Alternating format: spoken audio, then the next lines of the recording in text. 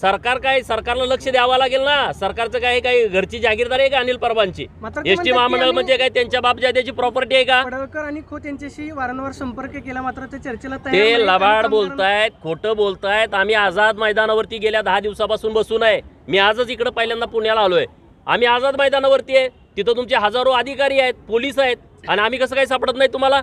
आम्ही त्यांना स्पष्टपणे सांगून आलो होतो की तुम्ही विलीनीकरणाच्या बाबतीमध्ये जर तुमचा काही निर्णय झाला तर तुम्ही आम्हाला निश्चितपणे बोलवा।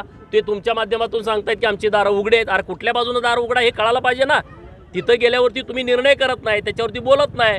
कोर्टात समिती गठीत केलेली आहे, समितीचा जोपर्यंत अहवाल येत नाही तोपर्यंत आम्ही विलीनीकरण करत नाही।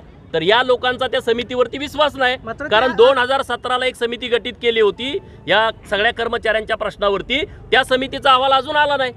त्यामुळे कर्मचाऱ्यांचा या सगळ्या सरकारवरती आणि समित्यांवरती विश्वास नाही। इतर राज्यामध्ये ज्या पद्धतीने विलीनीकरण केलंय त्या पद्धतीने विलीनीकरण त्यांनी करावं अशी मागणी कर्मचाऱ्यांची आहे। आज स्पष्टपणे म्हणतात